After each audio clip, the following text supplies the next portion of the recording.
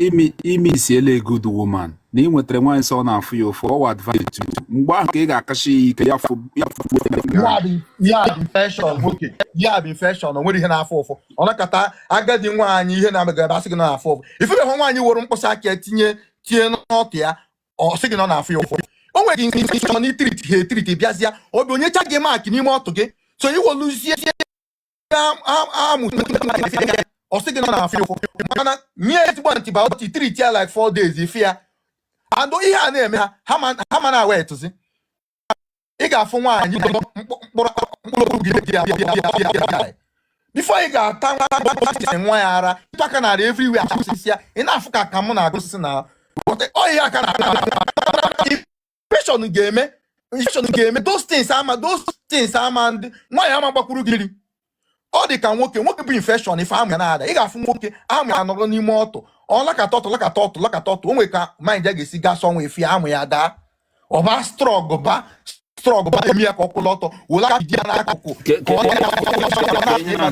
ọ na-agbagharị most of those things bụ infection na cause ya na cause ya infection like this infection yes o nwere ka let me tell you nwoke buru infection ọ na-afịa ara ịma mana nwaanyị buru infection ozugbo pịa from ọtụ ebido sibanshi so ọkọba ụkọ nwoke nwere ike ibu infection 5 years even the man ama mma na ọkazi aga aka na arụ like this efi ya obidoza na-enyezi go ibu nwoke na-aga 2 times a day ị gabazia once sometimes gị na nwaanyị ga-anọ ị na-ekpe ekpele ma amụ gị ọ ga-akwụkwọ ọtọ Jonathan mana ọ bụ na ịbụ nwoke na-eneta onwe gị anya ịchọkwa ife ha na inwe ike sefụ fon gị ka eji n'aka ntụ onwe nwa ị ga-afụ ọ bụ ha na spek gị ife amụ gị emegharị arụ gosikwa na ịdị ndụ ịghọta ihe na-agwa gị so ihe a na-agwa gị sị m ụmụ nwaanyị nwere different flavor na onwe nwa ị ga-ata nwa stress 7 times dị nwa dị sharp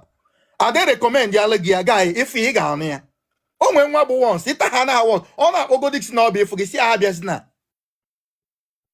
because ị dị disappointed mbọsị gị n'afọ o nwere ụmụ nwaanyị dịcha so lazy na bed ọ nwekwara ọbụntụ ka Chineke si kee ha ị mana onwe nwaanyị gịnị aga na-eme ihe na ọnyụa mgbe ahụ ọ nyụrụ ọ sị gị na ọkịta ka ọ chọ ka ị laa ya onwe dị ma ọnyụ ha na ozugbo ọ sị gị biko ka o zuo ike that is the different flavor na-akọwara gị ọ sị gị biko onwe nwaanyị bụ ime 5 minutes ọ yọgbago biko sị gị na ka o zuo ike mana onwe nwaanyị bụ ga esi gị kụọ ya 2 hours ọ chọrọ ya o nwere imegidezi ya ike egwu gị nwoke potezie ya vibrate continue from ebe a ka m gwa gị eziokwu nna ụmụ nwaanyị mma kịta nwee vibrator na be ha ka ndị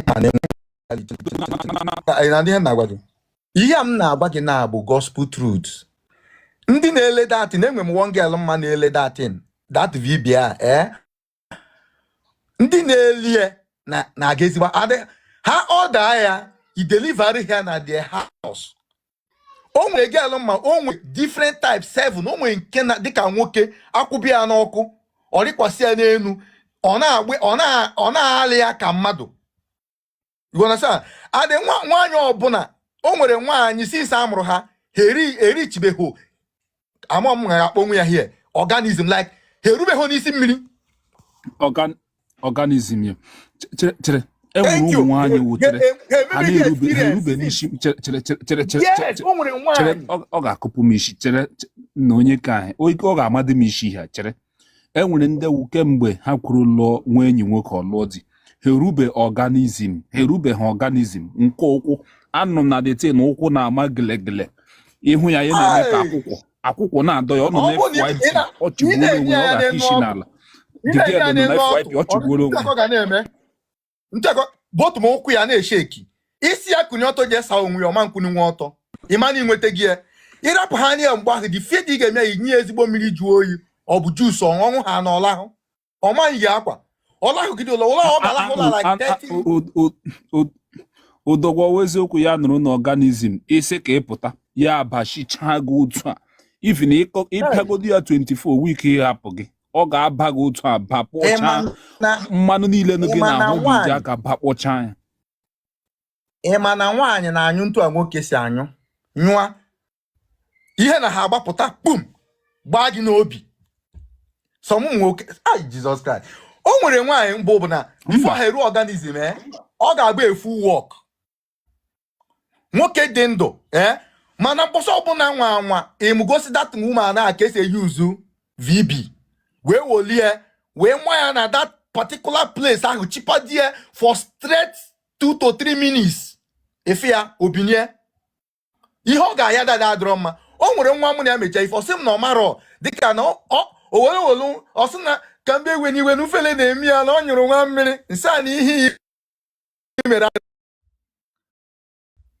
jide bed m ya saa wee gbe mkpụrụ beshit na duvet baba bedroom ka o jesa nsị mba na pet ya basani ya ihe mere kịta bụ ama m onye be anyị ka ọ ga-awa onye mba ọ ga-awa onye mba ịma ndebe anyị na-agba mmiri mba ndebe anyị na-agba mmiri mba ha na-agba mmiri ọwụ ha na-adị organize ọwụ ha ịgba mmiri wu cultural ndị East Africa na-agba mmiri na-age ntị nwaanyị ọbụla na-agba mmiri ọ na o nwere ndị nke ha na difficult mana o nwere nwoke gba mmiri chere ị na-ekwu na nwaanyị niile na-agba mmiri o si n'otu nwoke si baa ime ya ka m na-agwa gị and every nwaanyị ọbụla nwere ebe a na-akpọ T-junction ihe itie na that T-junction na back to back boom ife ọpụa okopu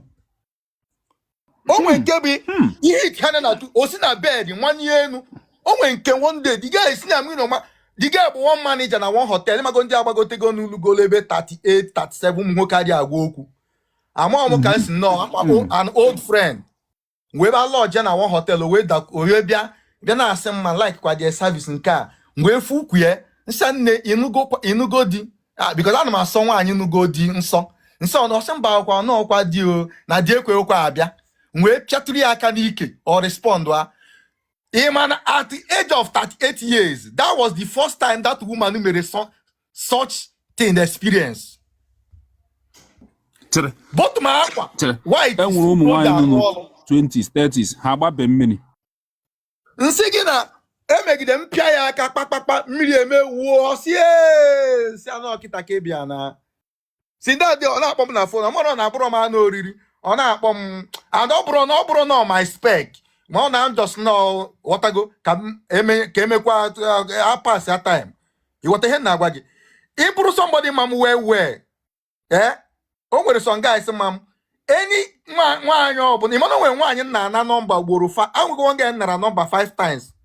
Amarokwa mfukwu ya nkwụsị yopikwu ya number. Onye m di number nda ya ọbụkwa na di number dị na my phone. Ona kala wonde di girl asị m na manyezi m number dey jim number ya.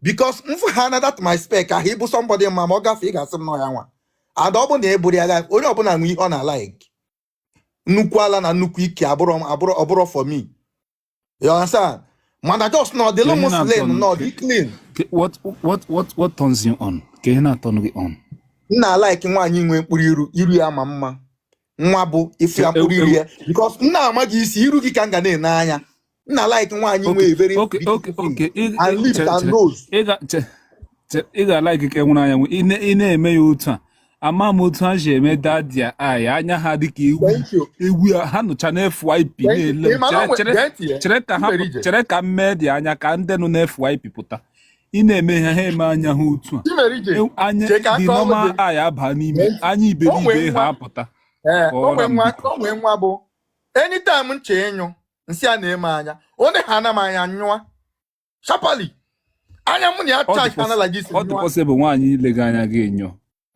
Jesus anya nwa bụ fire o nwere one girl na-agba egwu na TikTok ọ bụla mgbe m chance afa dị girl ka na-akpọ m Chioma genti o nwere one girl na-akpọ m Chioma na-akụzi Igbo ifuru a girl dị like that nwanne m ga-agba flight bịa fụ gị ebe ị nwere nsogbu ọ bụla mgbe ka nwe time ị na-ekwu na onye mebie ụwa ya akwụ ụgwọ ya ị na-ekwu na onye mebie ụwa ya ga-emebie because o nwere onye kere ụwa o nwere onye nwe power imebie mgbe enwere ihe mmiri enjoyment for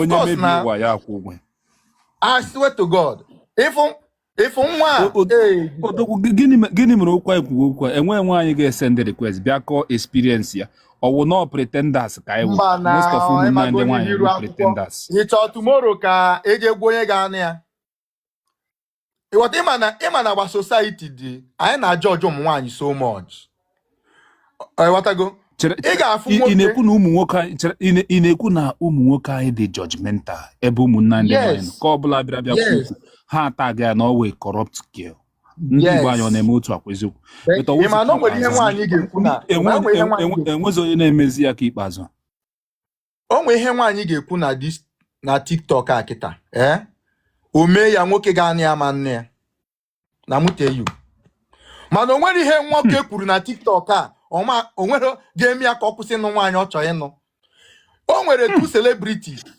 onye nke ọzọ ni ka ọtị ya likiri mgbe ọtị ya likiri the guy were ya gaa viral were ya nọrọ ebe ọ nọ kịta ịchọkwa ka mkpa afa m ga-akpọkwa afa ịghọtago mba akpọkwala ha biko nke nwaanyị na-eti egwu sinsi ihe na ya likiri dagele enwetaworo onwe ya till today o nwere ezi new company na-enye ya ambassadorship Odogwu enwere one guy bịara here last week ọ sị that na nwoke ọbụla amasị nwoke a nọ n'Amerịka ha na nwanne ya nwaanyị emekọ ihe ya agba ọtọ nwanne ya nwaanyị n'iro na nwoke ahụ ọ ga-emake sure na o gburu ya ma spiritual ọ ga-emake sure na o gburu ya that thing o nwere ike ime nwaanyị adị traumatized in her life forever.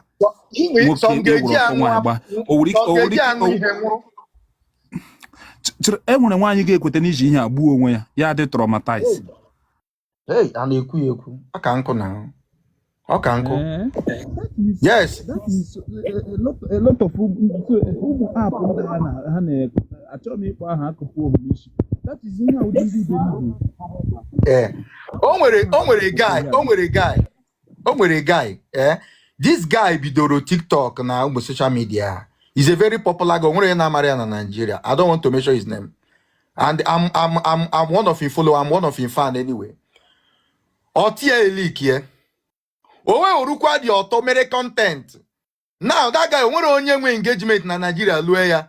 Mana onye nke na-eti egwu mere ya. Career ya anwa. Since that thing mere okunbe hoti today. That's how we black people is afuta nwanyi. We see woman that na ihe ọbụla nwaanyị mere anyị ga-judge gide the person anwa mana nwoke ma after all no nwoke. That's why our women that means in ekwu that na nwaanyị kwesịrị ịdị very very careful nwoke a na-emekọ ihe nwoke na nwaanyị ọtọ nwaanyị gaha na n'iro nwaanyị ahụ atọkịrịrị ha ya nụrụgodi n'ọrụ na UK ya nụrụ n'ọrụ na Australia ya cheta na enwere onye ji ọtọ ya ara na-agbagodi ya eluzo strength.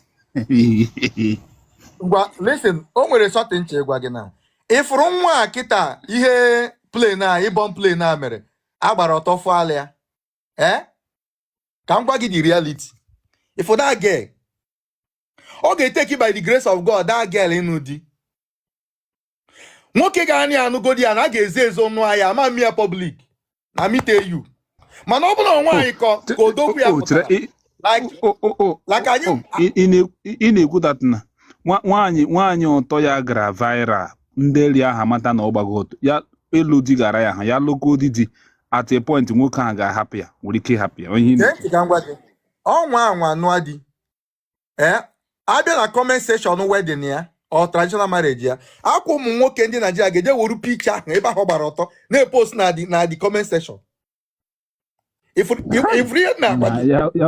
mana ọ bụ na nwoke kịta bupụtara odogwu ebu ibu celebrate ya German na-agwa gị sị gị iburu an Africa a Nigerian girl be very careful and this so reserved because anyị bụ ndị we cultured people.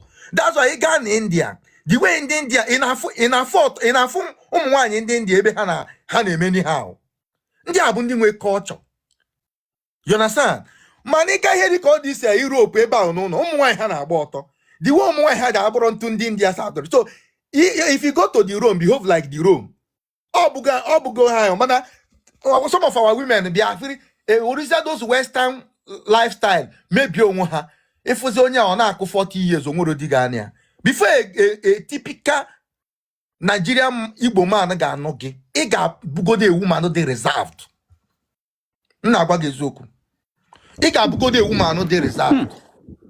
So in a good that a lot of women now in a good that 90% of women work Igbo anya lụnwa. Ọtọ onye be ya gara a little bit leak.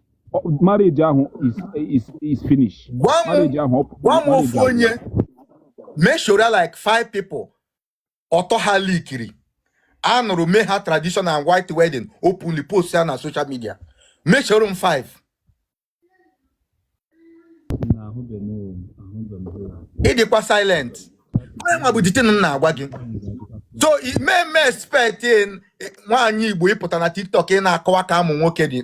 Guy, I ga save the video for eternity. Na-echi ya, o nwere ka ọ bụ mgbe olugo 40. Ebe me, ebe ama ebe ga-esi je popụta that video. Gị ma na onwe gị ga-adị shock. You understand? Gị ma na onwe gị ga-adị shock. Ị ma na o nwere ndị nwe file 10 years later. Things dị na the file ka dị ya, they will still go there dig out that thing. So I didn't blame when for Nigeria an Igbo girl they reserve now pretend in as much as no all my those things money put a public because of what people will talk.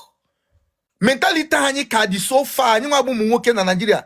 Mentality anyị ka dị far. Our women put a this to that be express their feeling na that place. Ikpe onye ọjọọ.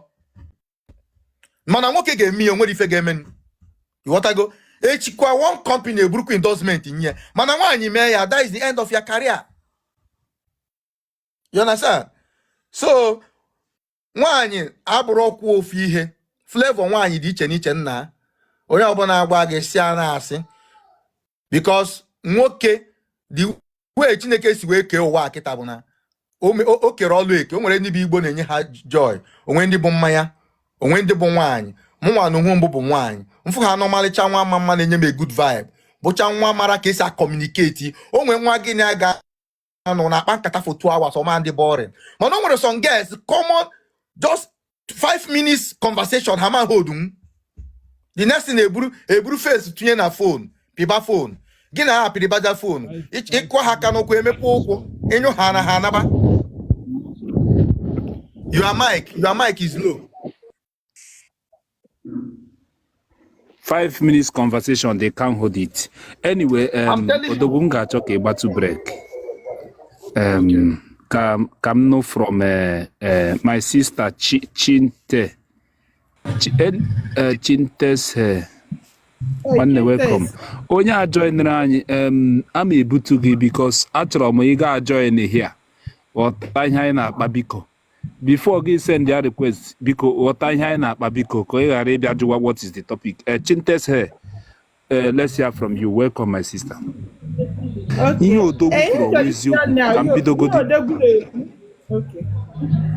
Ihe odegu na-ekwu by na nwaanyị complain ọ na-afị ụfụ no infection. Odegu asị. Ọkwa ịma na amụ niile ahahụ ha anya. Ọkwa odoga anya. Enwere nke ka ibie. Enwekwara infection na-afụ ụfụ but ọ bụghị na nwaanyị ọ dawa ifuru nnukwu amụ karịrị ihe a na-eme itinye nwaanyị ọ sị gị na ọ na-afị ụfụ esi ya no infection ọ dị possible. Yotago ihe ka esi na mma agwa gị ọ dịghọ like that. Adabịa nke ụmụ nwaanyị ịgba mmiri ọkụ ifu ịma na ịgba mmiri ifuru a na-agba dị n'ụdị. O nwere nwaanyị onye eme imeti ya ka ọ na-agara ya bifo ọ gbawa mmiri. Ọ na nwaanyị onye eme gịnị akpa nkata nkịtị na ọ bụ na ọ chọrọ ga-achọ ọ gbawa mmiri. Na ọ bụkwa na ọ chọrọ gị mana ọ chọrọ gị onwegwu ihe ị na-eme o. Olesbi moteziri ebe ọ na-adị ya mma. Ọ na gị na ọ na-ahụweghị ihe mfu na-eme uvu m ị na-eme mezue ka m bịa gba anyị na ike adịghị ya mgbe ahụ ọ sị gị na ọ na-afịa ụfụ na ị na-eme expect na ọ gbaghọ mmiri esi ya na ọ complain mba ịdara ya na ọgwa nwekwu right ịgwa ụka ọnụ okwu biko na achọrọ m ife esi ụka ọnụ. Okay, gbawa ya gaa n'iru. ọnụ biko ihe chọrọ ijugo nwaanyị na-abụ a na-ekwu okwu kedu nwaanyị be anyị na-abụ ka ofu onye na be anyị ofu onye ebe ọzọ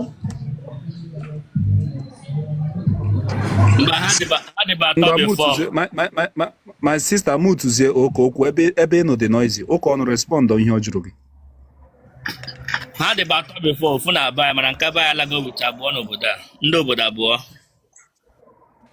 obodo ị nọkwa South Africa ya Zambia were ebe owu ị nọ Zambia yes ị mara anyị chọrọ neighboring country ewele iwe chere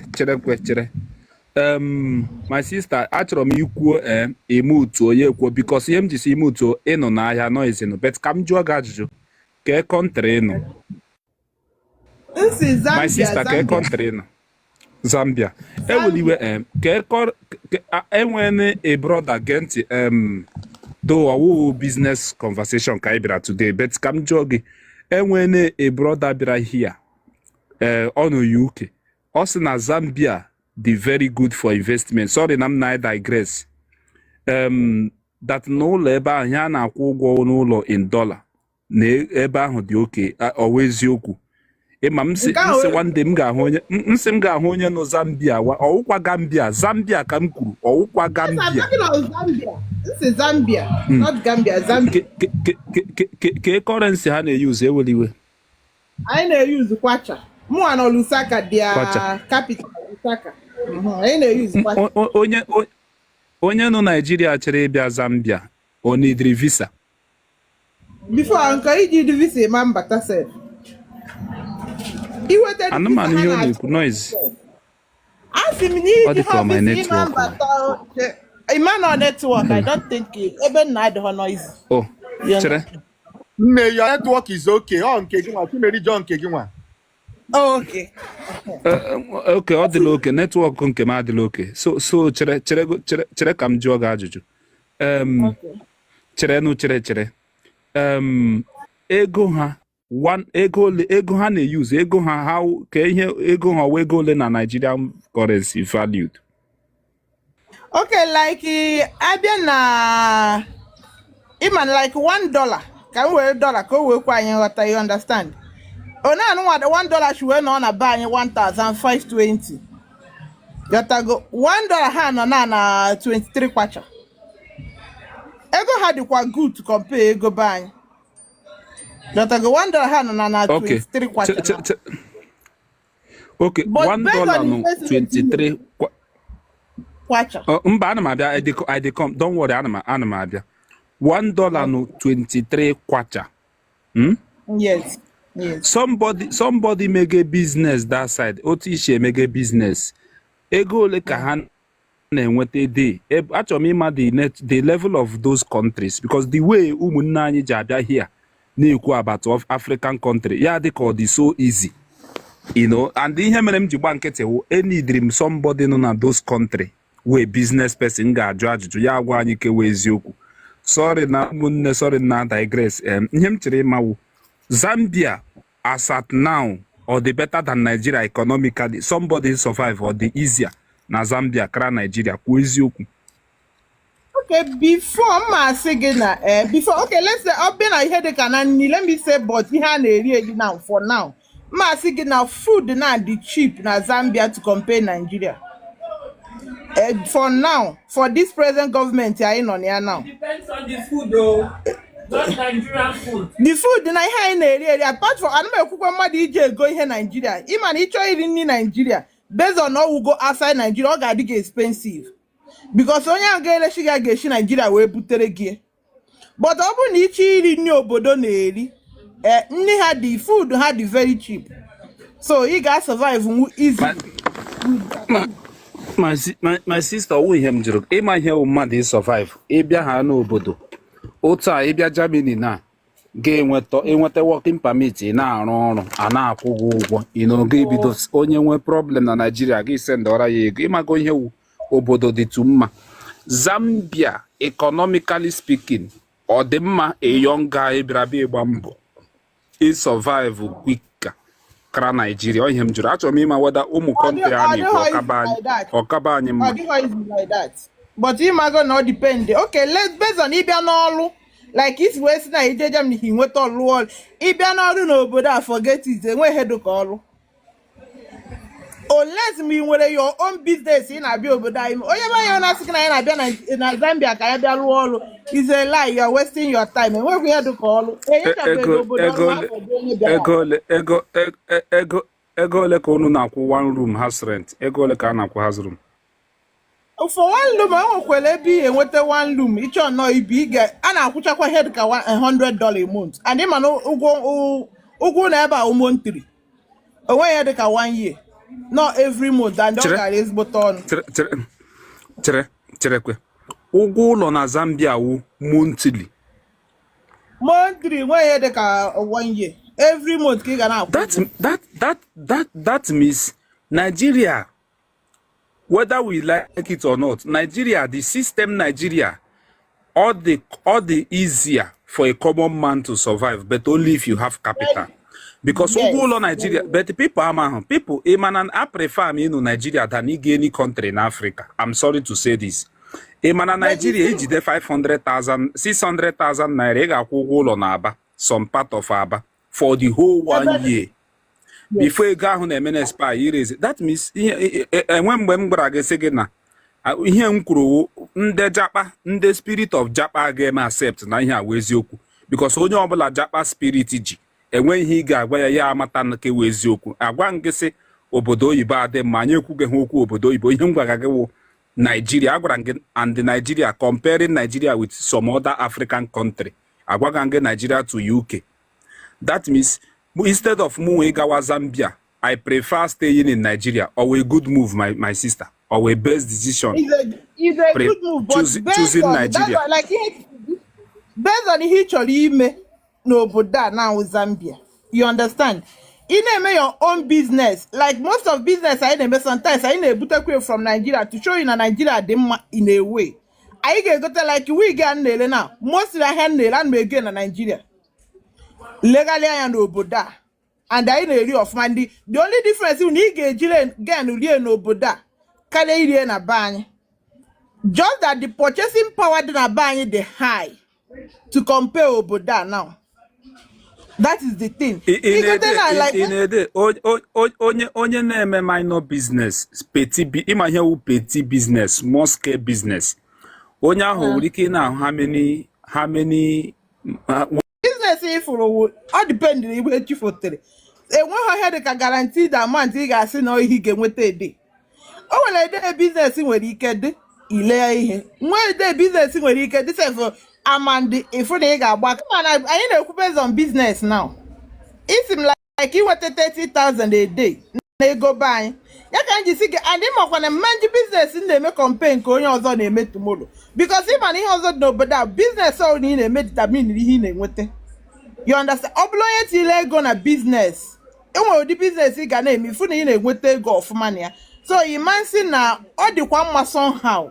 But ị na-emekwa business na-enye gị ego be anyị. Mmadụ ịma na ya ga-agbakwa mba anyị For example, onye mere invest $3,000 in business after onye akwụrụ ụgwọ shop. Yeah, we $3,000 me invest. $3,000 is like 5 million plus. Onye ahụ eji ya mee invest na the business dia 5 million naira plus.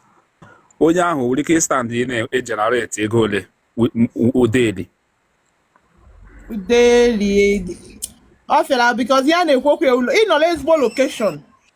Ị nọ ezigbo location ebe business na-aga. Okay, let me say like you may invest of $3,000 by n'obodo now. No labor business na-aga. No matter what, you mechakwa business, you will nweta your gain with that after expenses and everything. You ga na-enweta ihe dịka $1,500, $2,000 on that particular money.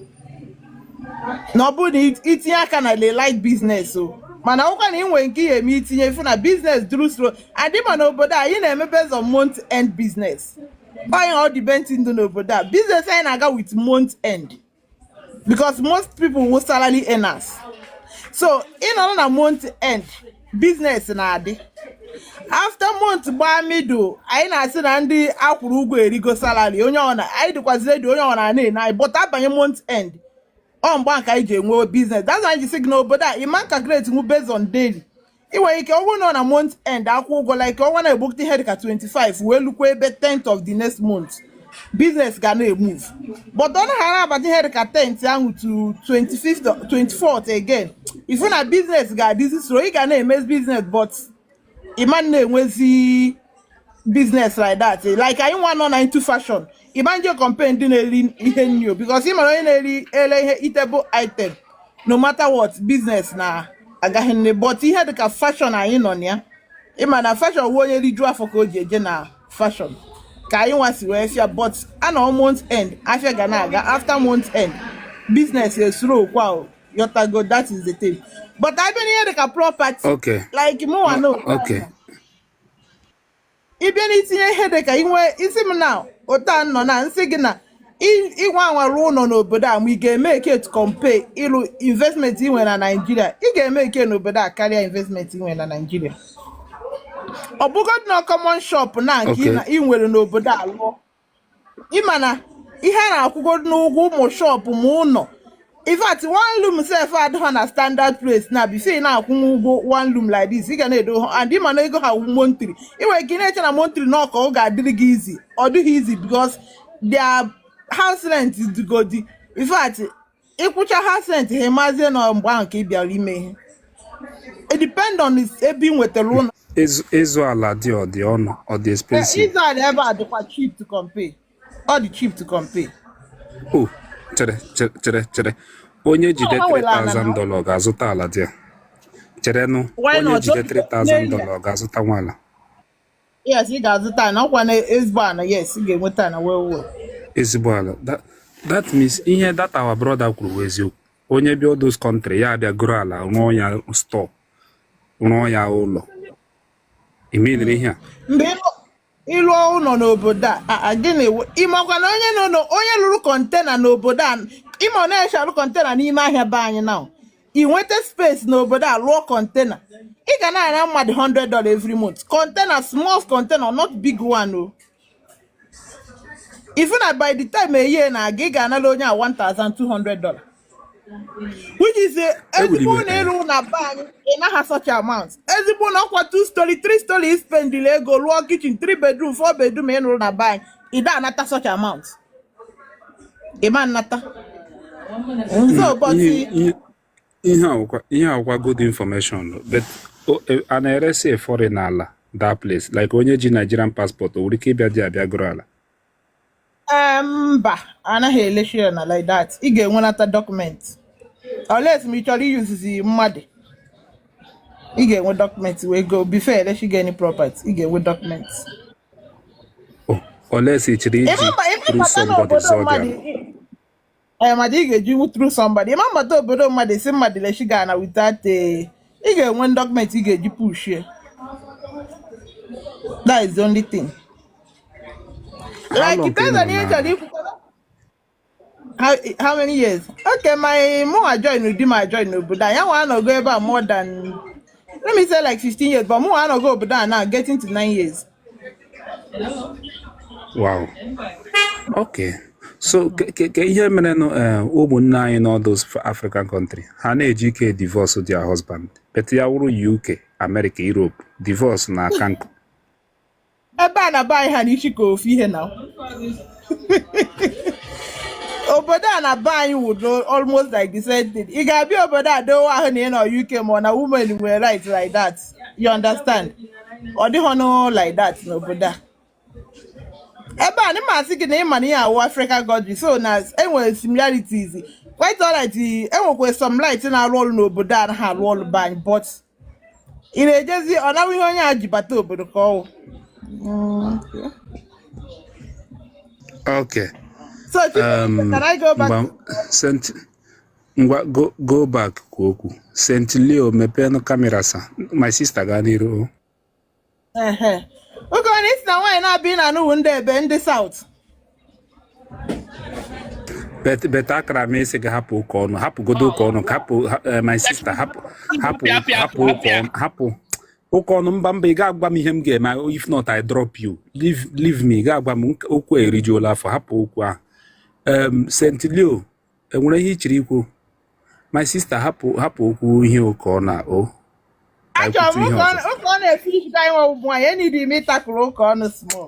Oh, my sister, mba. St. Leo, me go down mute. St. Leo, you mute wrong, me go down mute. All right. Nanyuku, ipak ke inanya moto. Enwere ihe ichiri ikwu agba na kamera, beta ọ na-eka mma ya wuru na imepe ebe na enwere ihe ichiri ikwu. No wahala like here that our sister could get, understand? Like here that our sister could get. It's true, right? Everything no could get is true, but in it now, you can't just come to somebody country get Israel.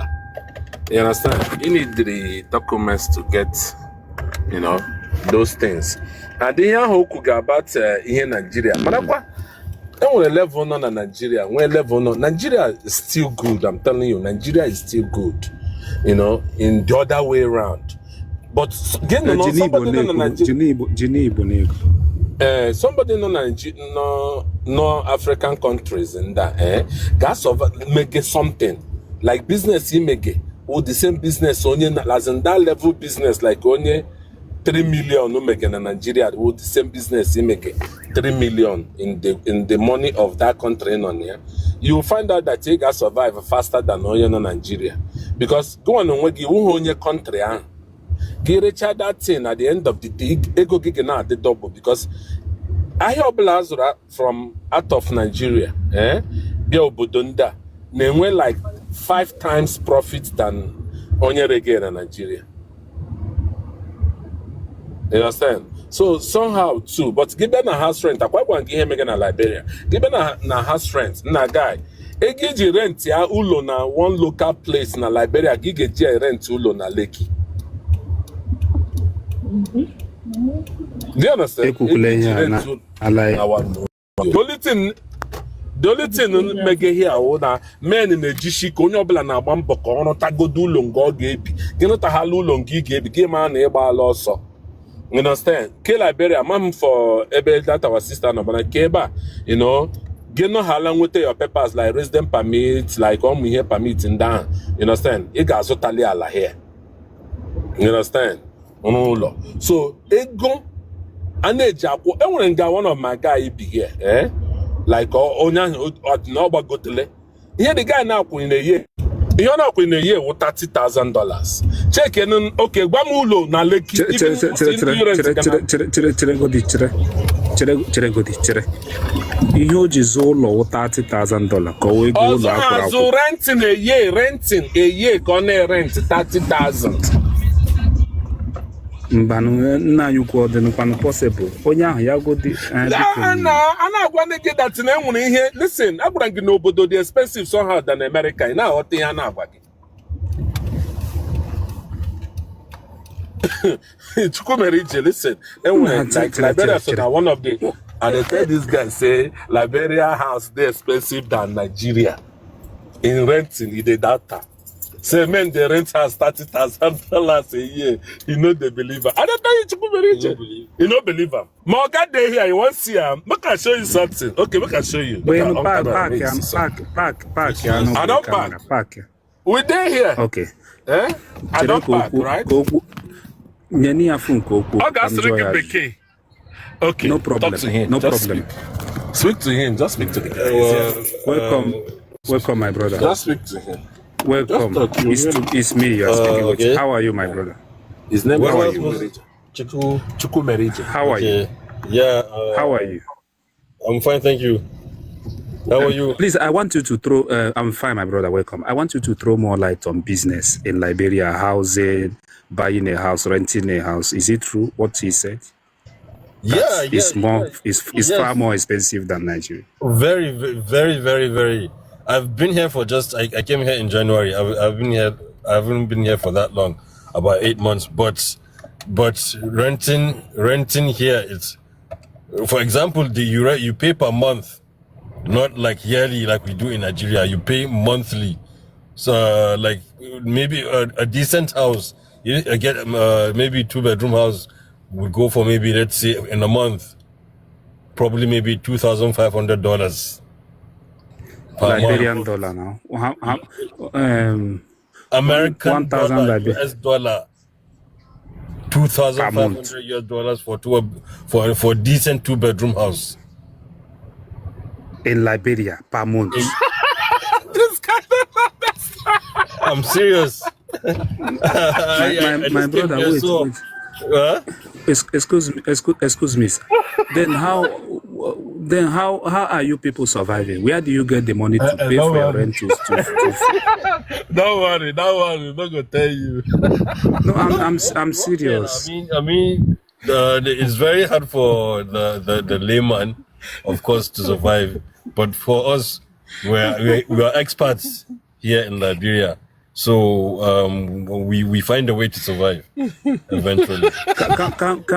Can we? I gotta go pray. He's going to pray Chukwumerije. Chukwumerije, about something. Achọrọ emegi gosigodi m ụlọ ndị a na-akwụ $2,000, $15. Chukwumerije, Ka m hụgodi ụdịrị ụlọ a na-akwụ ụgwọ. Chukwumerije, ma gwa gị something. Chukwumerije, listen. Listen. Onye ọbụla bịara Liberia, asọ gị wụrụ president obodo ọzọ, gị bịa Liberia hụ the level Liberia na-eji spend the US dollars, ọjọọ abịa gị. Ọ sị na help ha, ị gaghị ekwe help ahụ ege. Ekwukwula ihe a. Jesus Christ, nah, guy, listen. You're a Nigerian embassy, right? Okay, now, God. Let me see. Okay, across here, German embassy now here. German embassy. Let me show you something. Guy, me, the thing touch. I think when you buy ndị be anyị nwere investment n'obodo ha bata na ha edomi ike as if enwe ihe megene nwanne gị hụ men gị na-atọ jọ na ịma ihe na-eme Nigeria, would they believe all those people a na-akpọ aha ha na Nigeria, right? Mana men agala fa mecha investment outside bịazie nọ na one place na one office na-ele gị ege ga meet ha si gị ego anọ. I'm telling you. But ndị anyị na-ahụ na aha ha a na-efegharị ya na aha, forget, guy. I'm telling you, guy. Let me show you something.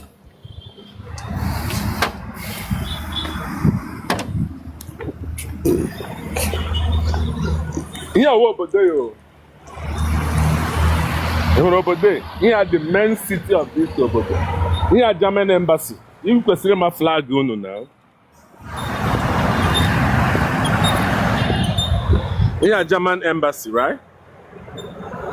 Mama, anọga m ihe kwuge.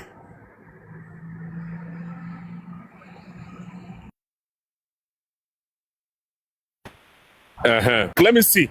Oh God, how go you stop my camera to you? Let me show you something. Like, you see this house? That White House there. And when the White House here,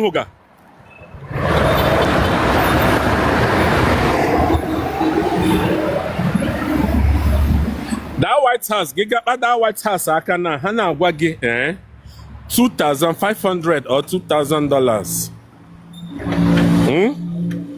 But on where ben kuge from here and guy no now.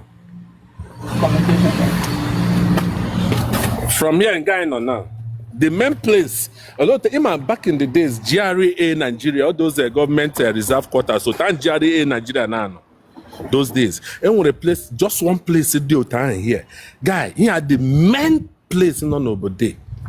Nga, all those our GT, Eco Bank, UBA managers, all those places. Just just a mini duplex, like 3-bedroom flat, $30,000. Onye erituru from motel na. Onye erituru from motel na. Onye onoshini. mgbe ọ bịara ya adọrọ m ya aka na ntị si ya si enwere ihe ị ga-emere m ya sị ma ọ gịnị si agakwala erentị ọdụ ule you understand agakwala you understand si ya na enwere otu anyị ga-esi agba the game ịma ndị be anyị some of them a na-ebelieve anyị ha na-efili na maybe ichiri igwu ha wayo ma ọ gịnị you understand nsi oke instead of you akwụwa 28 ka ya wụ 28,000 ka ọ kwụga that time every year instead of figure akwụ that 28,000 enwere ote m na ga-esi configure the thing at least ya na-agba ya n'aka like $10,000 you understand every year you understand the guy ajụ so mgbe ọ gara kwụọ that first 28,000 o nwere 3 years ịnọ here mgbe ọ gara kwụọ that first 28,000 na the thing na-echoko ya agbalaga bet eweliwe gwagodo anyị eziokwu chere ka m jụọ gị ajụjụ oino biko ihe m chere ịjụ gị ewu my dad ihe m chere ịjụ gị wụ before ego na-apụta otu a from a country ego ole wụ dia minimum wage ego ole ka dia civil servant ndị na-arụ as a civil servant nọ n'obodo ahụ citizen of that country ego ole ka ọ na-enweta nke a number 1 number 2 ndị into businesses ego ole ka ha na-enweta daily monthly ihe ndị a ihe ndị anyị ga-ele anya before put into consideration mana ego a na-akwụ does it if it worth it because ị ga-agwa m n'obodo a ga-adịzi spaces nne chere ka okwụsị Uzoma, please just mute. Let him finish. Okay, go ahead. Okay, Chukwumerije, let me tell you something like Obode na Orika here, this our sister Kuge no Zambia no is it Zambia, right? Orika here Kuge, right? Akwe huru ona na Nigeria na West Africa or na the whole Africa, eh? Are you hearing me? Ona na Nigerians na Nigerians now hustle. Now hustling, real hustling to make days, to make sure that now your family really, to make sure that things are happening in your family. On Nigerians name, 85% of ndo bode believe na youths lagani no bode ge bara. You know why? Everybody believe the Hagacha Hala school here ka government nya and on I know. I want to get that now. Average man, average onyo bode, average onyo bode, enweho and they live well. Even when buy kwagabaro somewhere, bagokada live ge well than ndo bodo. Now, how do you judge the thing again? The business. So, it's about the question I'm joking proper. Okay. Onyo obodo hanu no obodo government on our whole go to ha share ega kwugwo. Okay, fine to come. P, let me call P, come. How much is the government minimum wage in Liberia? How much did they pay the minimum wage? $5, $7? How much they pay? Some $3, some $5. Some $3, some $5. Okay, minimum wage in Liberia is $5. $5 immediately for hour per hour. Day. The whole day, $5. Oh, every day $5. $5, yeah. $5 in a month, Oruhono 600, Orudi $500. What are you saying? In a month now? It's a $5. It's a $5 for one day. Yeah, it's for a $5 that one day. Then $5. Then $5 times 10 is not 5 times 20 is 100. $5 into 20. Here with 23 working days, 22 it work for Saturday, Sunday. $5 times 22, 23, so almost $120. Or we just sustain every month. Okay, let me tell you something now. Let me tell you something. Let me tell you something, right? Something about the income of people. No, Chukwumerije, let me tell you something. This country was one country. Listen, this country training a lot of Nigerians. Zika. Majority of them went to school to University of Liberia. Do the history and come up and tell them the truth. Many of them bute those things in Nigeria. Nigeria had a very serious relationship with Liberia. A secret between Liberia and Nigeria under government or individually like me and you. Do you understand? Are you understanding something?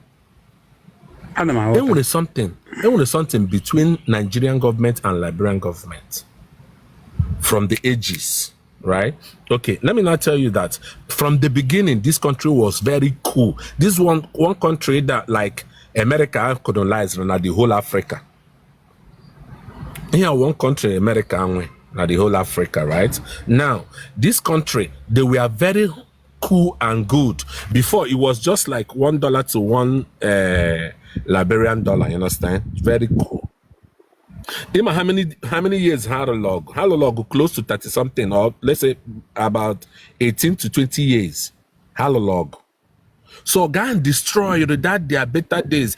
Anybody barakana oboda, ya say that na better days. You understand? Like, the things how we before. But more no woman, someone Niger, they always tell them say get them before not be property because you have to buckle up. You understand? So here had you live go past glory, and that past glory now many people be right here. Okay, for example, in Nigeria, right? I'm in South Africa or stuff. Now Nigeria, every word becomes citizen in Nigeria. Okay, mama, right? Everybody was citizen of Nigeria. Get nationalized and Nigeria again, right? But here, on an giga will citizen nobody. No white man when he was citizen nobody. And then rest white man ala nobody. The only body now gazeta ala nobody man again. Here white man name Elizin. So when the white man and the power in nobody, like if you're given Nigeria now, the power of Nigeria not naka any foreigner. The power of Nigeria not naka Nigerians. Am I saying something? The power, the money Nigerian money no naka Nigerians. Now the money ndo obodo anwune ano n'aka ha, the money ndo obodo anwune na n'aka Lebanese, aka ndị India, aka ndị Fulanese, aka ndị Nigeria. You understand? So somehow they be a layer on haji the economy of obodo. Okay, imagine one person, somebody somebody now, a Lebanese guy now, lay somebody with a property that what each flat is 30, like one, let's say guy high rent guy before the guy who got 28,000. He has 6-story building.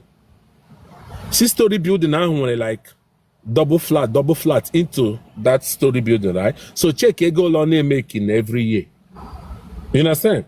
So the economy are not naka. So and another thing again that now average man, bode wonyo bode. Go be wulo grandparents many things made back in the days. Ya unga hụrụ nwoke nwunye lụcha ya kpọrọ ga n'ụlọ grandfather ha. Ya nọ n'ụlọ grandfather nwunye ya mụọ ụmụ ya nọ nga ahụ mụọ ụmụ ya nọ nga ahụ mụọ that kind of generation. You understand? So but normally here, you understand? Here, the only thing you give here, he gave me one day. Give what the hell I'm getting on here. Maybe something here. It's going to work. I want the only difference between Liberia and Nigeria, get a 40 feet container in Nigeria. 2, it takes you 2 weeks to sell it. It takes you 3 months to sell it in Liberia. That's the only different thing not there. You understand? So, okay, let me tell you something, right? Let me say something to you. Like another thing we keep working on, okay, our mainly business our people may hear. Sorry, make research. I know that one room apartment in a city with $220. In your potrawo, $220. In your potrawo, I think. 6,000 Liberian currency. Sorry. Na dollar. No, what you're saying is not US. Let's say AI meta. Although we make research. Because we don't know the thing that nature say $1,500 every month. A country like Liberia, so now just ego like a people. I hear you. I'm entitled to my opinion. I wish him got because of I'm got chota onye Liberia. Onye Liberia put on this page. I'm not doubting you, but I'm based on research make. So I na 200 and day because 1 hour Liberia 1 day here earn $5. 60 Liberian enwere otu eshi dee the money and icheke ya ga-ehụ that na ihe a na-akwụ monthly wo ihe a na-akwụ every month wo $220 US dollar every month house rent. In an name na-ekwu Mr. Leo unmute your mic. Unmute your mic. One room apartment, one room. And in the city, equally a Liberian city, in the city, not in the village. In the city. That's what I'm saying, one room, right? Then I was telling you about 3 rooms and the duplex, a mini duplex, 3. Because some of the duplex are 3. 3-bedroom flat, some of the duplex. Then one room is giving you 200. And listen, if it's something that, you know, this platform allow people to drive around, right? Like with this, right? Some of those rooms I say go with 200. And do you know how the city is looking? In my city, I now put 200. No, even here could go whether or not the expensive more than Nigeria, right? Now, show me a place, no worry. And now put $250, 1-bedroom flat every month. Times $250 in Naira. Then show me 1-bedroom flat in our main city, and now put $250 US. Or they possible, but the analysis is before and corresponding, but so. No, what I'm saying, Chukwumerije, no, it's not like me. He's spending me because we're spending money. We are spending money, understand? Like I'm a go my people now na 2-bedroom flat, no my here. One room can be here, just me. Yeah. I'm a go now here. Atrom come nota from our sister. Kyle whether when he okay, yeah, sure.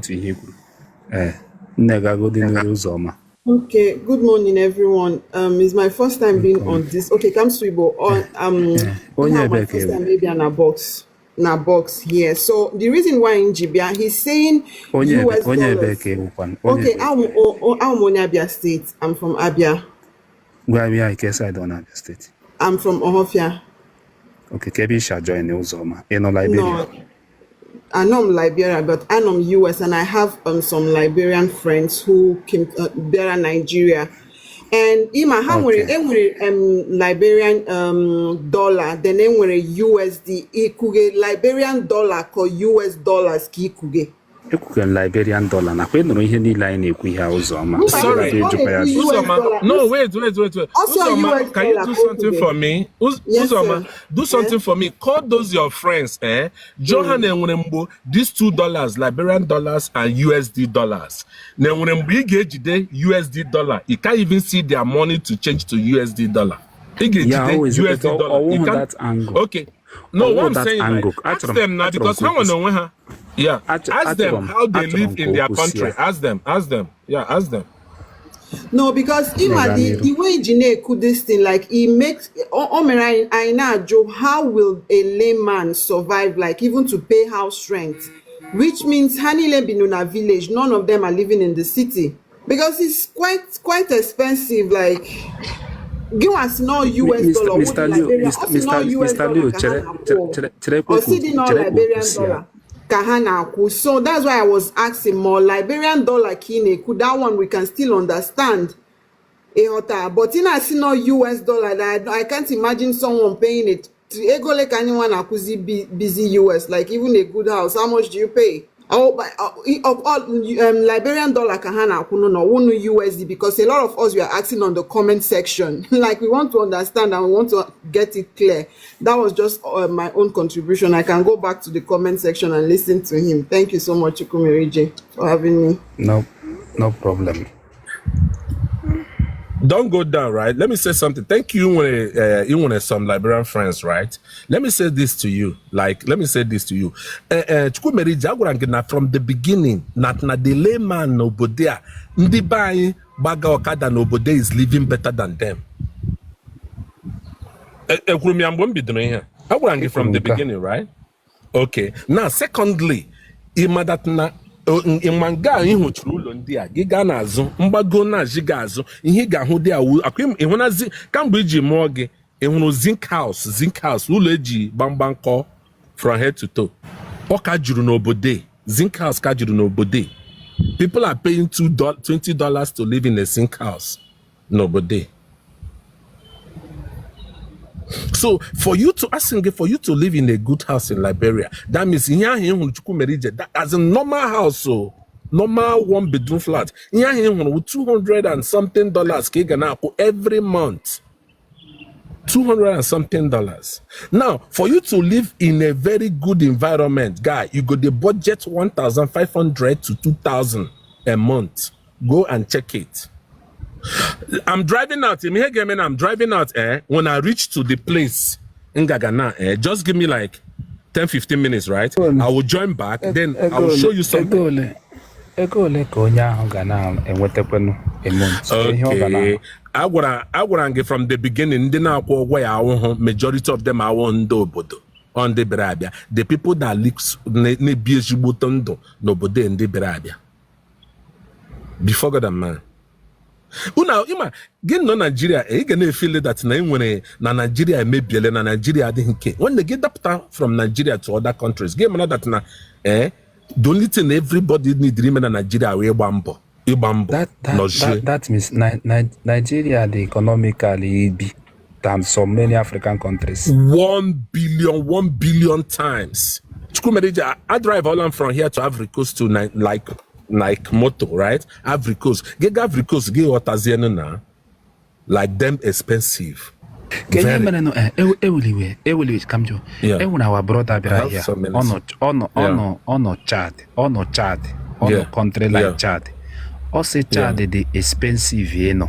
Country name Chad, even Niger, Niger. Also na Niger, country like Niger, Chad. All the difficulty be very expensive than Nigeria. Opotrana Nigeria we good. In terms of a survival, we good. What I'm saying, 70-80% of Nigerians are self-employed, self-made. 80% of Nigerians are self-made. Obodem no na ya na awu ọrụ oyibo ndị a before ge hu ndị arụ ọrụ onye ọbụla chọrọ ịrụ ọrụ oyibo. Ngwalenu m na gị na I take $2,000 na Nigeria, ndị nọ na Nigeria ji ame one or two things. Right? Aye chege nka. You understand? I want them brothers know with government. Aye chege here. But in here we go obodo ge ga charge, ge lodge na hotel, e bi gi miracle jasan, ye ga kwọ ụgwọ miracle ya. Not Chad. Most not of all they those say countries. No, they say, okay, I'm not done with government here. Government buying, right? So many times I know that travel stuff, all these African countries, right? All these African countries. So gigaro gi experience gi no gi se Chineke na gi wuri ikpere ga abo domenala si Chineke na in owaga asan ige shi Nigeria law. I swear, bro. Nigeria good now. And when this our sister in the Liberia on Nigeria kana gaza. Everybody runs to Nigeria. Upon the economy, the currency is going so high. But still, everybody una water the game. Nigeria good now many countries. I'm telling you. Nigeria will good now many African countries. Mr. Stan. Makebra marawu onye no Chad gwaram na ordinary Chad, Niger Republic, Cameroon, EBD the expensive. Na Nigeria the so okay. I'm na hotel there when I got met there. I'm na hotel. Get you some miracle. You go pay for that one. No, you're not na hotel. Okay, to shock you, I'm trying to make something you need. And when the hotels, some hotels are not here. Maybe in Nigeria, I got one motel. The cheapest room you can get at that hotel not here, $70 US. I think you don't know Nigeria, I got one motel, I got one hotel. Right? So this is the problem. I want that the problem like okay, how do you get very solid money? But get him again obodo hana. And when much you making now? So ịma na o uru ndị nze anyị nwe na onwe anyị bịazi anyị akpara dị ego because ihe iji gaa ala bekee o ma gwa gị ihe anyị niile ji gaa ala bekee kpe pounds and dollars o ọnkwa maka environment ọkwa pounds and dollars onye ọbụla gwakwa onwe ya eziokwu na because gị were gaa bata na Nigeria gị chenje ya agbago so gwa m any other thing nchi be a very good peaceful life now ma gawan Calabar now if I want to live a very cool life ma enwere ebe ga na Abuja you can as in very cool enwere ebe ga na Lagos very cool even nowhere very cool so here me everybody enwe any other thing mere onye ọbụla ji gba ọsọ ka gị were gaa lọta na Nigeria gị chenje ya agbago okay back in the days in Nigeria because he nwere 5 million na Nigeria o tekiri gị so many years ịkpata that 5 million right but ote no ebe no now that 5 million tekiri gị 1 year ịkpata because gị were that currency send there Nigeria ya ga to naira ya etiwa onye mere everybody nọ here na ala bekee ji kpata ego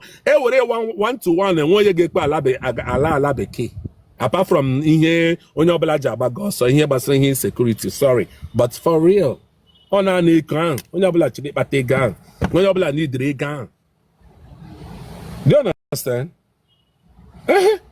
Okay, Leniana, enwere family, I'm sorry, enwere family, enwere brothers, sisters, or maybe just to send her $200. $200 na hey care. Onye ọbụla enwe take care. But normally in Nigeria, also anu gamona na akwum 100,000 naira. I cannot get mine to in a month you with 200,000 near my family. I don't go fit now. But because in Alabeke, you send her $200. That $200 come close to 300,000. Hey care. All the only thing in Anna. Now, when I my village, right? My village, I maybe off my go do okay. When you know about okay, we take going. This hard currency send there Nigeria goes to everybody. Simple. So, but many of these people get now contrary here no kwejoku and when the citizens so na Nigeria. Nigeria is great. Nigeria is great. High name na obodenda. Mana ha wono nwa ha brain ha na agwa ha that na ihe chobia. Yeah. All the money, when any big deal, all that money. Okay, let's say technology, fine. So give me Chagela one back to Nigeria. While you didn't go school na UK or America, because you want to relax and gain. You mean way much no, but they here guy nuzo like nuzo. You gonna dollar anyhow. Change again, but all the expensive. You don't understand? Like it's expensive, triple expensive than Nigeria. Obodona na West Africa carry get dollars. See if even in the America, because in the America when you all credit card, but Obodana hold dollar anyhow. People touches it, people use it. Sure. Many countries say Nigeria round is more expensive than Nigeria, but still, on your bella bege kwa. But I believe that, you know, given something in Nigeria, you live good. And when you live good, you get now $28,000 in a year. $28,000 in a year. $20,000 in a year. $18,000 in a year. On when any environment, everybody na got there. Everybody na aga apata there. The first thing Lekki, I know na gate Lekki. You show my brother Bolam already. Same way na run at Lekki, na gate there, na boy na phone. Then the guy I was thinking say na phone, right? My run at gate there, boy. The guy have to drive out. So after the days, all happen. You understand? When I'm going out, he has to ready the ID card because get patapo, I got joge ID card. In that level. But here when na guy get okwe ga hu onye na-acha obodo ị ga-agbafekwe n'ụlọ ya 100 times so that's it. Is well, but I'm here. I get something to catch, so I'm cool. Man, I want to years ago show. Onye ọbụla gbagakwa mbe. Chukwumeri je jigam na li ya na. Chukwumeri je ọkwa ihe anyị na ka anyị na-arụ. No, nothing. We are just cool, bro. You understand? We are good. All right. Nsogbu all na echere papa and me choke no. But Udodi maybe. No, my sister, I'm driving now, but I'm following you. Yeah. Mood, Okay, ya okay. ya wụrụ na ị chere ịnya moto gị menyụọ kamera gị nọrọkwa na bọs menyụọ kamera gị nọrọ biko my sister ụka ọnụ ị ga-echere godi my sister itu ọnụ o megodo ọmụt kwuo okwu. Ọmụwa. Yes, my sister gaa n'iru ọgụ nwa ka m na-ekwu. Oh, daalụnụ onye ọbụla daalụnụ. Good afternoon. Nọcha m na comment njọsụ bata na comments njọsụ bata na this life. N'ihe ọga anyị na-ekwu ọ ya mere m ji gbagote Miss Saint Leon. Most of ihe o kwuru to be it's not like I'm not doubt ihe ọ na-ekwu, okay?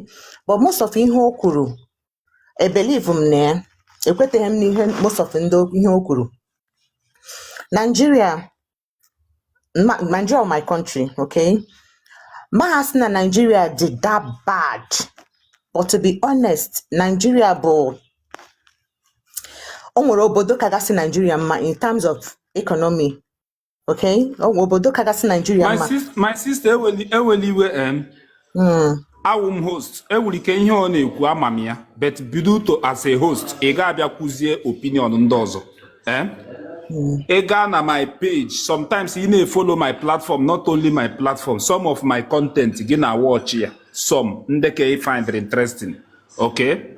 Enwere one of our brother bịara here I think 6 days ago on Niger Republic. Ọ sị na some of in a country like Niger, some country like Cameroon, sorry ka m ikwu Niger Republic, Chad Republic, ihe awụ sub-Sahara Africa. Ọ gbara Nigeria okirikiri. Mana cost of living na those country dị very very expensive. Enwere ike mụ akwụgo okwu agago those country. Ọwụ na mapụta nkwuo ya. Mana cost of living na country like Chad, the cost of living there the more high than Nigeria, and them na agwa gị from experience. But ka m kwuo country nke m nọ n'ime.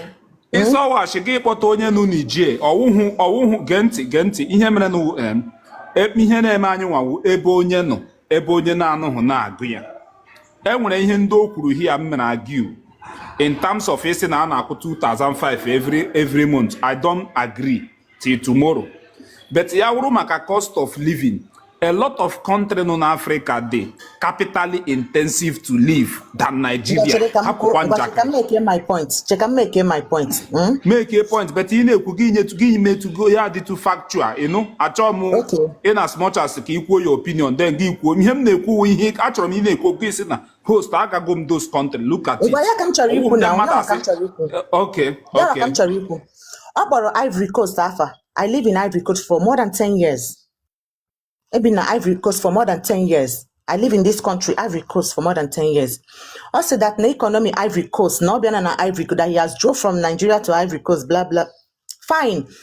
Ivory Coast, to be honest, their cost of living, when it comes to rent, that's the only thing we can say that not the high in this country. Okay? Food, the very affordable. Nigerians, many of my friends, my family in Nigeria, many of my friends in Nigeria know how they complain. Even pepper. May go on actually seen a sign has pepper 500. For what? Pepper 100, Sanfra here. You cannot even finish it. You cannot finish it. Tomatoes, you cannot finish it. Or when it comes to beverages, can you get you compare Nigeria when it comes to food na this place? Eba with electricity. I can go anywhere in Choriga, hospital, 1 a.m., 2 a.m., 3 a.m., 4 a.m. without any problem. Eba where media, water, everything be cool. But Nigeria with my country, Nigeria, even average people cannot even afford 3 square meal a day. But eba no one, gauge 1,000 safer. 1,000 safer, say jollof rice. Okay, you get 1,000 safer, say jollof rice. Nigeria, can you even use 1,000 or 2,000 say jollof rice? Jollof rice mean you get just takwa rice, yo. You get just a rice. This time you get just see ya. Nigeria, can you use it? Now this country now, when it comes to materials, you get oberego, zotakwa, iron, or yiriya. Now Nigeria, can you? There is no way you get to compare Nigeria to this country. Nigeria is not good. When you come, in fact, when they back in Nigeria, I'm sorry, I didn't even know to Nigeria they before called. Imagine their currency. Imagine here their currency. If you change 10,000 safer, you're going to call that 10,000 common 10,000 safer before 10,000 safer put out 3,000 naira. Mana now 10,000 safer put out 20,700 and just check it. So kebe ezoku that no kuru that na that the only thing many Nigerians see Japan outside country bu currency. Mana Nigeria bu country di as like it's Nigeria bu giant of Africa. Nigeria ka this country nwe ihe, but the citizens are not saying it. Hanara fear. The citizens are suffering. Hana onye obuna na ata na Nigeria. Nworo or fuel. Or you may travel. Kebo see here now you tell me ego ne. Nigerians are suffering. Let's say the truth. Nigerians are suffering. Giant of Africa, giant for where? For where? There are countries that listen how giant of Africa. Like I said, Ebim na this country. And that country I'm around for Niger, I'm around for every other country. But this country, we are not suffering at this country. The only thing we do na Uguno. Uguno but the only thing we do at this country. But in Nigeria, even the accommodation you can't even afford. Okay, also no okay, you kwata go no kungo uguno bi no you feed your family. My mom went school in Nigeria. Even school fees, parents school fees, sirike. Only barakon no sige and edukwa nuni. Mana my mom neku yesterday. I said na oriri egg sauce with yam. You say okay na tomatoes are potawago no potawa neighbor. Sim no potawa na Nigeria. At least na tomatoes 400 oge junwe si egg sauce oge. I was shocked. I said mommy chere kwa tomatoes ego ne. I said 400 naira oge junwe. Mana tomatoes 400 you see here. Sorry, that's in French. Tomatoes 400 here. Here just see a good pot of soup. Tomatoes katsan, igeji see stew, like normal stew. But in Nigeria, so I believe from here no kuru, power Ivory Coast afa. Nkabu nke mwama. I believe from ya at all. Aside from insecurity, from insecurity, which I know Nigeria was zero. A lot of insecurity in Naba, though every city in Nigeria they were insecure, but which insecurity in Naba, no doubt. Ele country in Africa, in Ivory Coast, onye chere survive in Ivory Coast. Ego leko urikine mefu monthly. Or house rent, just uriju afo. I will talk about my own. Sustain ego leki ige jiri ju afo na Ivory Coast. Ya we need okay for you. Okay, is it aside house rent, right?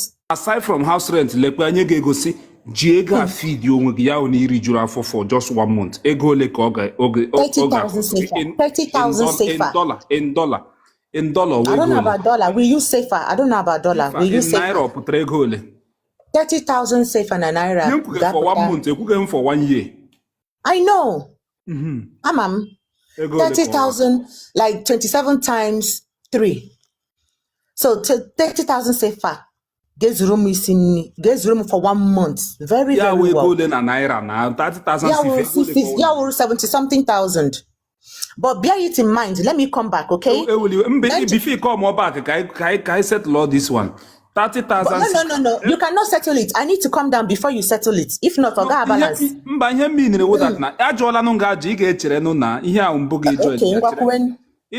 it 30,000? Let me open my camera first. Is it 30,000 sifa? Ijiri juafo as onye na Ivory Coast. And the onye so putra 80 something thousand naira. Yeah, it should be. Like me, I said 70 something. I just calculated. Yeah, somebody say actually my actual amount because only saw 85,000 naira. Okay. Only 85,000 naira. Owuriki amount no 74 no 80. Mbakai wure 81. Don't worry. 81 Okay, 81,000 naira. Only 81,000 naira. Owuriki izu ijiri ju afọ na Nigeria for 1 month. Kwa eziokwu, one person asịga ha mmadụ ebo 81,000 naira owuriki feed mmadụ for 1 month na be anyị now. With the economy of Nigeria keta 81,000 naira oge feed mmadụ for just 1 month. Ọwụkwa ego ọwụkwa ego eji akwa internet, ọwụkwa ego eji ara ashawo, ego eji eri nri. Oge feed one person. Okay, feed one person. onye ahụ onye ohi. For 1 Onye ahụ month. onye ohi. For 1 month. Gee ntị. Nwanne 1 month onye ọbụla dị judicious with money 81,000 naira ga-ebunwu ya 1 month. Ka ihe na-akọ. Okay, then let me back. Can I come down? Can I come down? Okay. Can we say him choriku before? Like I said before, Ijoma Ajija now. 10,000 safer before, but 3,000 naira. Their value still remains 3,000 naira here. Okay? 10,000 before, but at 3,000 naira. And it's still that 3,000. Oh, can you say check here? You understand? So imagine 3 times 3. Ego no put na naira. Iyejinwe eri na naira. Naira the very, very, very, very poor. Okay? That is why. Ego ole ka iji eri n'ụbọchị asọ onye na Ivory Coast. Ego ole ka iji. Ọbụna mesiro nni. Let's say ichiri ishi na ego ole ichiri ishi 1 pot of soup na Ivory Coast. Ego ole just 1 pot of soup. Just mee ya ka you dey honest. Ichiri ishi 1 pot of soup na Ivory Coast. Ego ole ka iji eshi dịrị. I can use 3,500. Promising some. Yes. 3,500 sifa. Iji eshi 1 pot of soup. Yes. Okay, 3,500 sifa ego ole ruru 7,000 na be anyị. Yeah. Ọ karịrị ya. Ọ karịrị 7,000. And Yeah. onye ji 8,000 naira ọ ga-eshi 1 pot of soup na be anyị. What you are calculating is not even what I'm calculating. You are checking the safer to naira. But I'm trying to let you know that na naira bagote because not the naira darada. That's what I'm trying to tell you. Na naira darada. Normally that 1,000 safer, but 300 naira. Normally, so naira darada. Ego piato. That's what I'm trying to tell you. The state of Nigeria. Now. I'm putting here to say. Genti.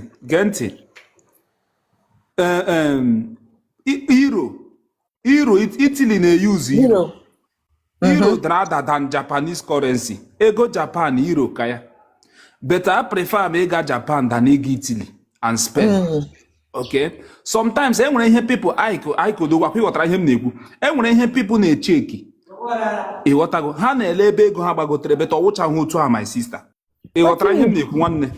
Ị na-anụ ihe m na-ekwu? Anụghị m ihe ikwu, m na-achọ ka m nụ ihe ikwu, anụghị m ihe na-ekwu ịgbara nkịtị. Hello? I'm hearing you.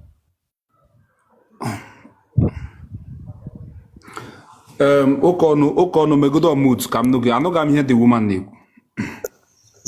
Chukwumerije. Okono ediviet kwula na ihe anyị na-ekwu biko. Mba, ọ conventional ka m chọrọ ikwu kịta. Ọ na-emepe travel before. Ị gaghị aghọta ihe St. Leon na-ekwu before. Ndị be na-asị gị dat na ihe nwa ya na-akọ kịta na ma chọmrepụ na argument sị gị dat na Okono gịnị mere onye Igbo anyị garala so many African country ya gacha mee travel ya amata that na in as much as obodo anyị adị mma bet Nigeria still remain one of the best places ị ga-anọ n'Africa. Akwụghị m na the whole world n'Africa tax free. Enwere ihe ndị ị ga na-eme enweta ego gọọmenti a ga-eji ike tire gị anya. Ịghọtago ihe m na-agwa gị eziokwu na onye Igbo ka onye mba. Nkiruka onye Igbo bai. Chukwumerije.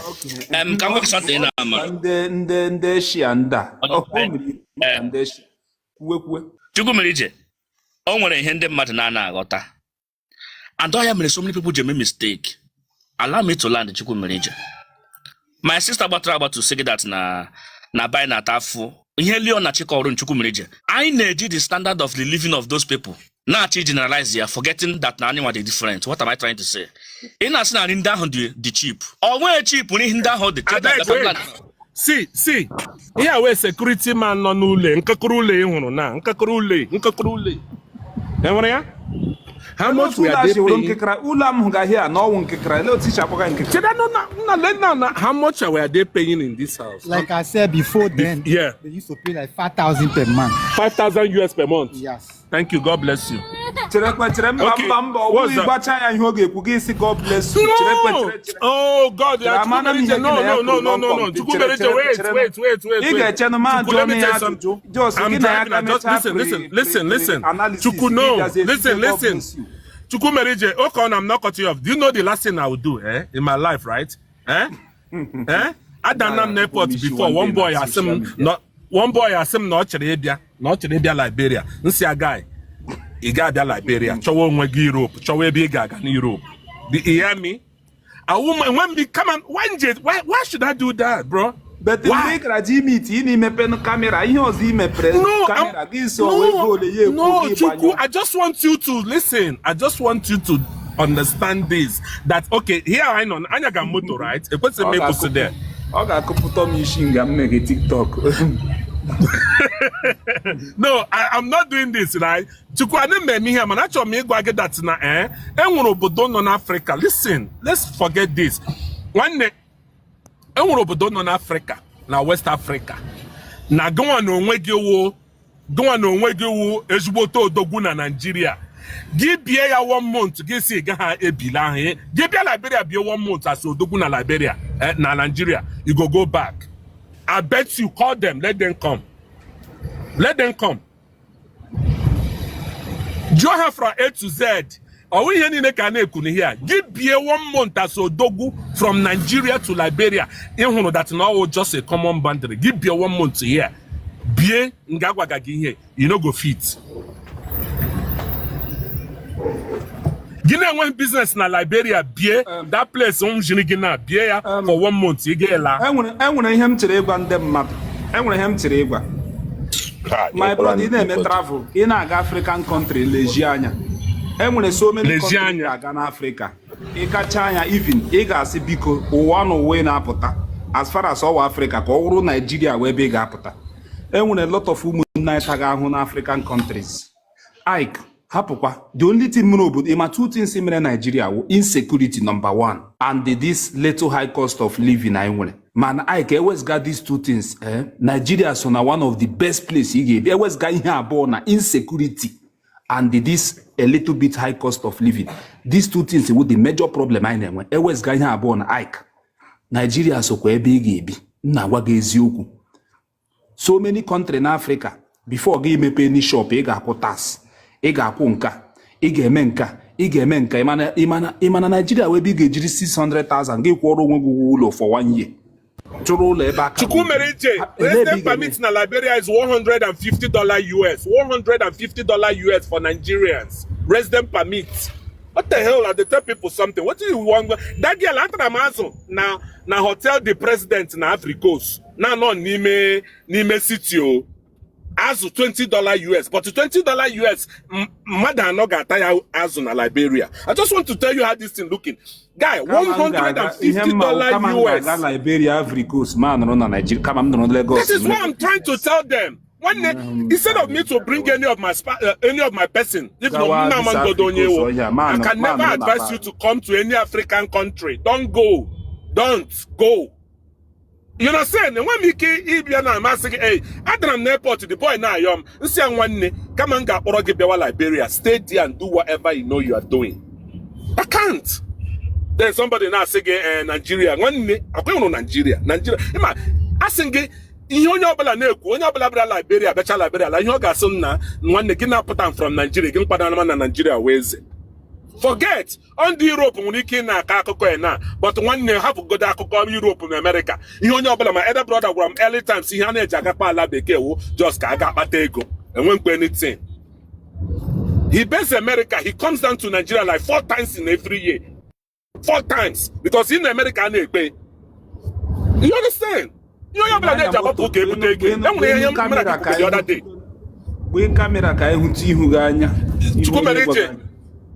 No, this thing, I'm still on the road. I'm still driving. Chukwumerije, dalo my brother. Emma, I want to hear that ndị mmadụ anaghị ekwu strategy in how things should be done. Chukwumerije, I'm na South Africa. I'm South Africa for many years. South Africa nwere ihe niile ndị Europe nwere. mana esi m ka m nwere South Africa na ụmụ ọzọ mma nkwe ịma why citizen na-ata afọ kara ndị bịara abịa ihe a Leon na-ekwu ya 100% mana ndị mmadụ aghọta Chukwumerije n'obodo m nọ kịta na Chukwumerije ihe ahụ kpọrọ ha 2500 enwe ndị na-akwụ ụgwọ ahụ n'obodo m nọ n'ime ya ihe ga-ajụ m ụka ọnụ mmadụ ole na-akwụ ụgwọ ahụ ihe o kwuru agbara asị that 2500 echeke m ihe ọ pụtara ebe a na 36,000 rand 36,000 rand enwe ndị na-akwụ ya. So my brother is very very correct mana una aghọta ebe ochi na-abịa. You will still remain who you are Chukwumerije because why Chukwumerije even n'obodo a anyị nwa anọ m n'obodo South Africa cheke onye ọbụla na South Africa aka m na-ebi ọfụma makara ndị obodo a mụ ọbụka ọ n'ike gwo m na-ebi ọfụma makara ndị amụrụ n'obodo a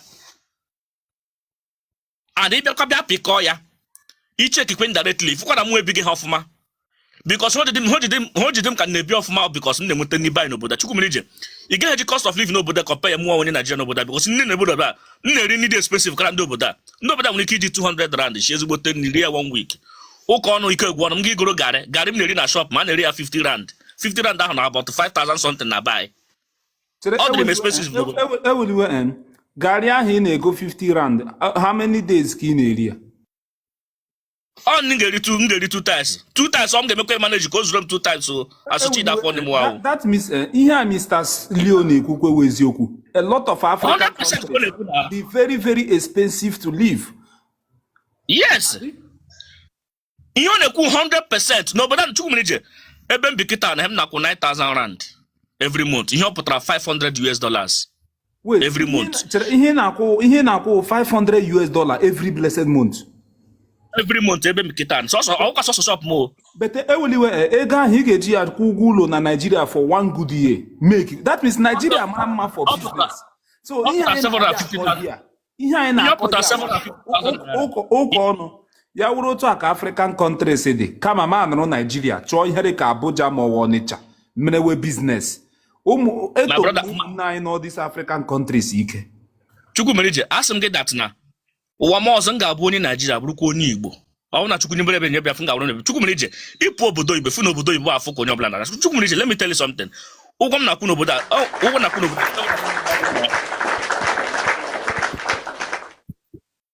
isi Naijiria pụọ ọ bụ isi Naijiria pụọ Leon na-ekwu ya kịta ndị mmadụ hapụgodi ka obodo oyibo ka ikwuegodi ka Nigeria to other African countries ọ comparison anyị na-eme hapụzie ke ndị Europe na ihe hapụgodi ebe a Chukwumerije Africa niile nọ n'obodo a Africa from A to mana obodo a nọ n'ime kịta tangọrọ oyibo ka anyị na-asụ ndị abịakọ na shop ma agbagbuo m tangọrọ oyibo ka anyị na-asụ ifrota nọ kịta Chukwumerije ba nọ kịta na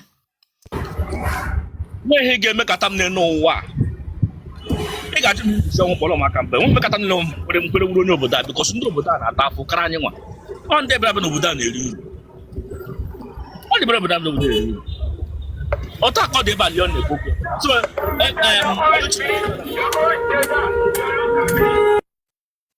Leon Milton na ihe Oluchi na-ekwu okwu ya kịta na-awụ adịla na aka clet gị onwe gị wee citizen gị onwe gị bịara n'obodo biri ebiri Chukwumerije I don't calculate m onwe m n'obodo a kịta ụtọ m na South Africa garị m na-eri 20 m na-ego 50 rand na Nigeria by garị m na-eri 20 rand Chukwumerije a mere ya 2 times mme ya akụ n'ụtụtụ lọtara abalị mee ya garị ahụ agwụla mana m nchọ ka m rie ndị obodo which I cannot eat their food m rie ndị obodo 50 rand m ga-eri ya about 3 days that 50 rand ahụ m ga-eji ara bụna ifra 50 rand eji megoro sọsọ garị eshikwago m ofe ma egorogo m ofe na supermarket eshikoko m ofe already adị m ego ofe sọsọ garị m go 50 rand m na-eri ya 2 times ọ wee gwụ mana onye obodo godi 50 rand a gaa shie nonsense ha na-eri sorry to call it nonsense shie nri nke ha nwa that is their own pattern of life ọ wụrụ my own life so ibezi gị were na-achị compare gị nwa onye Nigeria na-akụduka aka ha akọ igbe ka gị onwe gị flat na ị na-ata afụ kara ha nwa sef. That is the reality Chukwumerije. So here Leon na-ekwu abụrụ asị Chukwumerije n'obodo a nnọkịta enwere so many places ndị mmadụ na-akwụ ichi nweta house ebe ị ga-ebi na family gị ihe o kwuru kịta ọsọ 3 bedroom flat with garage.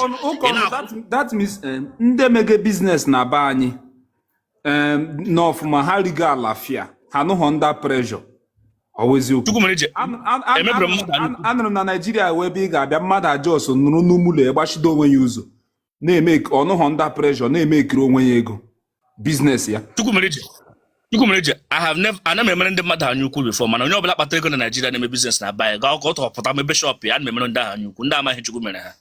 Iminiri ihe a. I envy any self-employed Nigerian name early morning oga shop mepe shop ya pata lụọ nwaanyị ra nwaanyị tụwa ime na-agụ ya aga school na-akwụ ụgwọ ụlọ na-eri rice and beans na nwa onye aka mma na onye ndị amaghị Chukwu mere ha. They don't want to listen. Look, that is the fact. Chukwumerije ịma Chukwumerije amara m nke Chineke asị gị na ndị baịs onwe ndị baịkwa asị gị ndị nwere ike amara ọdụ anọ ndị maka esi anọ ọdụ enwere ike. Gịnị mere ndị onye jakpa ji achọghị ekpe onye jakpa syndrome ji n'isi ọ ga-ekpe ihe ikwuru?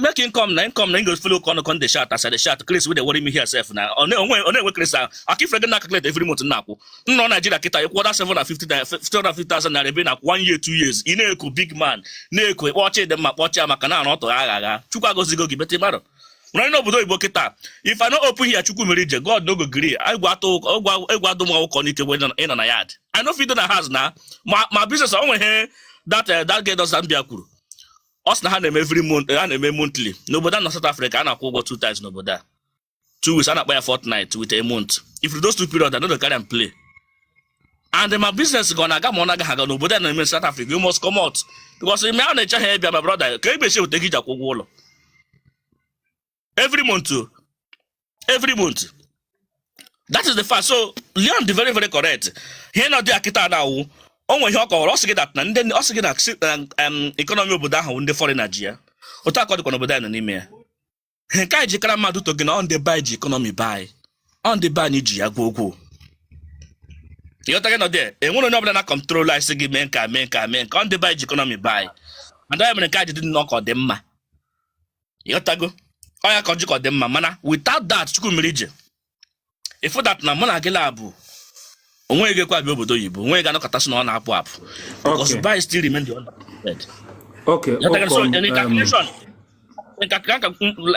calculation here Leon kwuru before us not $2,500 every month ọ dịghị wrong mana ihe onye chefuru ngwa ọ sị gị that ihe ọ na-adịwo o depend the area mana uduke ego ahụ onwe ebe ị ga-akwụ uduke ego na Nigeria the whole Nigeria niile so onwe ebe ị ga-akwụ uduke ego ahụ na Nigeria I don't think so mana ego ahụ kwuru kịta enwere the area ị ga-akwụ ya n'obodo ahụ ọnụ ife mara obodo nọ kịta enwere ebe a na-akwụ ụgwọ ahụ ụkọnụ m ga-ebiwe ebe ahụ I no go fit onwe ndị bi ebe ahụ yes enwe ndị bi ya I mute my mic. Ke ndị bi ebe ahụ ndị be anyị wụ ndị bi ebe ahụ okay